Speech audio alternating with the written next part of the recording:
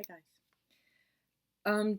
Today we'll review a couple of the words from chapter 24 and 25, and then we're going to finish the book. So, chapter 24, this is where I wrote, it's like an expression, mooning over.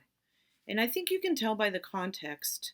This is when Bryce comes in the store and Lucius Clark says, "You can look, but don't come back. I can't have you in my shop every day mooning over what you have lost."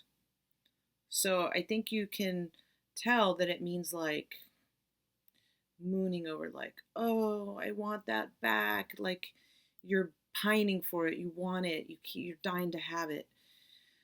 Poor Bryce. And then he has to leave. And then in chapter 25, Edward's fixed. Well, he's fixed in chapter 24. But then he ends up having to go on a shelf with dolls. And he hates dolls. So he's by this very obnoxious doll in a green satin dress. And then she says, "You're in the wrong place. This is a shop for dolls, not rabbits."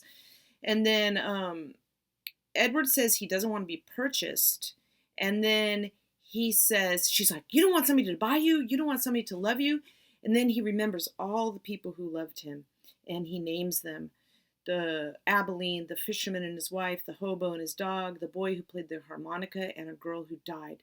"Don't talk to me about love," he said. "I have known love." This impassioned speech shut up Edward's shelfmate for a considerable amount of time. So impassioned has the word passion in it, and it means that you're very either angry or upset or happy. Impassioned just means you're full of emotion, basically. So he's full of emotion. She's quiet, and then she says finally, "Well, my point is no one's going to buy you." And then she does get bought, and he says goodbye and good riddance. And then it says, Edward was the lone contrarian. He prided himself on not hoping, on not allowing his heart to lift inside of him. He prided himself on keeping his heart silent, immobile, closed tight. So when you're a contrarian, you can see the word, you're contra. You're contrary. Contrary means when you don't go along with everybody else. So they're all like, "Oh, we want to go home with somebody." But he's like, "I don't care." He doesn't have hope anymore, which is sad.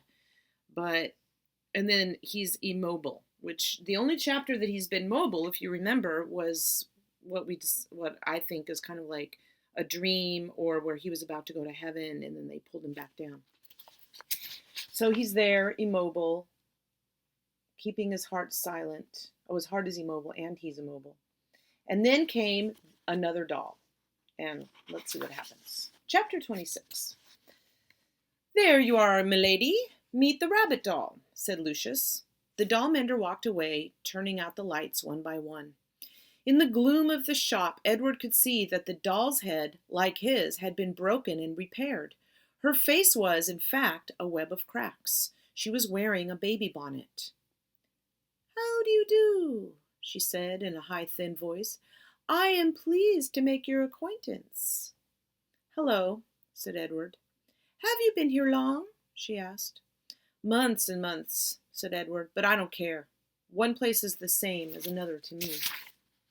"Oh, not for me," said the doll. "I have lived 100 years. And in that time I have been in places that were heavenly and others that were horrid. After a time you learn that each place is different, and you become a different doll in each place too, quite different." 100 years? said Edward. "I am old." The doll mender confirmed this. He said as he was mending me that I am at least 100. At least 100 years old. Edward thought about everything that had happened to him in his short life. What kind of adventures would you have if you were in the world for a century? The old doll said, "I wonder who will come for me this time. Someone will come. Someone always comes. Who will it be?" "Well, I don't care if anyone comes for me," said Edward. "Oh, but that's dreadful," said the old doll. "There's no point in going on if you feel that way. No point at all. You must be filled with expectancy. You must be awash in hope. You must wonder who will love you and whom you will love next." "I'm done with being loved," Edward told her. "I'm done with loving. It's too painful." "Pish!" said the old doll. "Where is your courage?" "Somewhere else, I guess," said Edward. "You disappoint me," she said. "You disappoint me greatly. If you have no intention of loving or being loved, then the whole journey is pointless. You might as well leap from this shelf right now and let yourself shatter into a million pieces. Get it over with. Get it all over with now. I would leap if I was able, said Edward. Shall I push you? Said the old doll. No, thank you, Edward said to her. Not that you could, he muttered to himself. What's that? Nothing, said Edward. The dark in the doll shop was now complete. The old doll and Edward sat on their shelf and stared straight ahead. You disappoint me, said the old doll. Her words made Edward think of Pellegrina, of warthogs and princesses, of listening and love, of spells and curses. What if there was somebody waiting to love him? What if there was somebody whom he would love again? Was it possible? Edward felt his heart stir.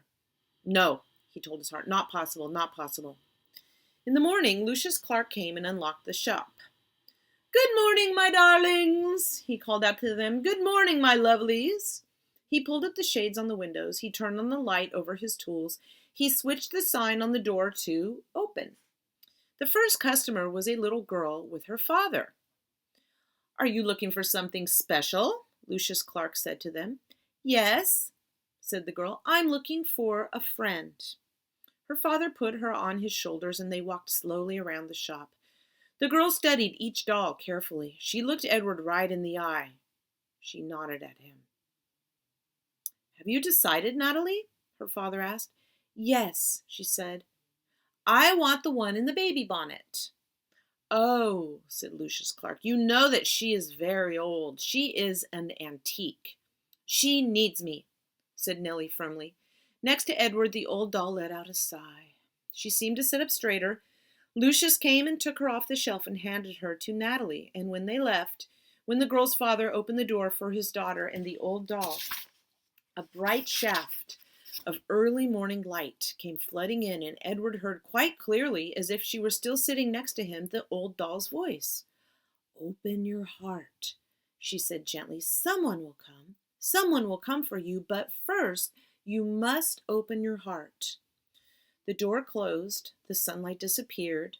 Someone will come. Edward's heart stirred. He thought, for the first time in a long time, of the house on Egypt Street and of Abilene winding his watch and then bending toward him and placing it on his left leg, saying, I will come home to you. No, no, he told himself. Don't believe it. Don't let yourself believe it. But it was too late. Someone will come for you. The China Rabbit's heart had begun again to open. So there he is, after the old doll left, sitting by himself. But he had a transformation. And he believed the old doll. First he said, no, don't believe it. Then he said, yes, believe it. And his heart started to open. Chapter 27 has a picture of an old-fashioned umbrella. Seasons passed. Fall and winter and spring and summer. Leaves blew in through the open door of Lucius Clark's shop, and rain and the green, outrageous, hopeful light of spring. People came and went, grandmothers and doll collectors and little girls with their mothers. Edward Tulane waited. The seasons turned into years. Edward Tulane waited. He repeated the old doll's words over and over until they wore a smooth groove of hope in his brain. Someone will come. Someone will come for you. And the old doll was right. Someone did come. It was springtime. It was raining. There were dogwood blossoms on the floor of Lucius Clark's shop. She was a small girl, maybe 5 years old, and while her mother struggled to close a blue umbrella, the girl walked around the store, stopping and staring solemnly at each doll and then moving on. When she came to Edward, she stood in front of him for what seemed like a long time. She looked at him, and he looked back at her. Someone will come, Edward said. Someone will come for me.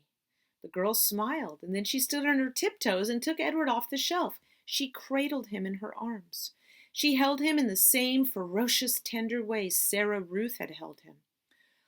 Oh, thought Edward, I remember this.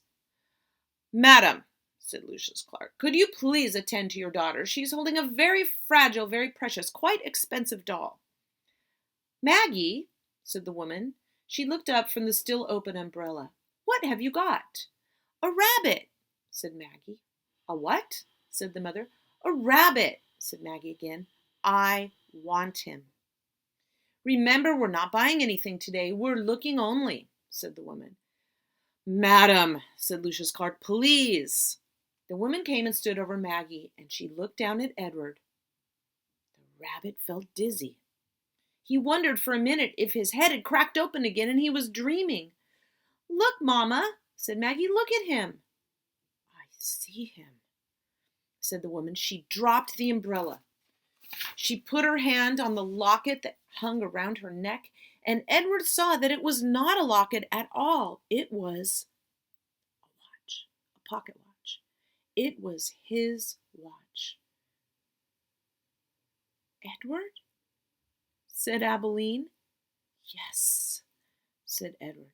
"Edward," she said again, certain this time. "Yes," said Edward. "Yes, yes, yes. It's me." And that's the end of the chapter. But there is a coda. Do you remember the coda in the Tale of Despero? This has a coda, and it shows the pocket watch. Remember when he lost the pocket watch? I'm sure you do. I'm going to read the coda. It's only one page, but it's in small words. Once there was a China rabbit who was loved by a little girl. The rabbit went on an ocean journey and fell aboard and was rescued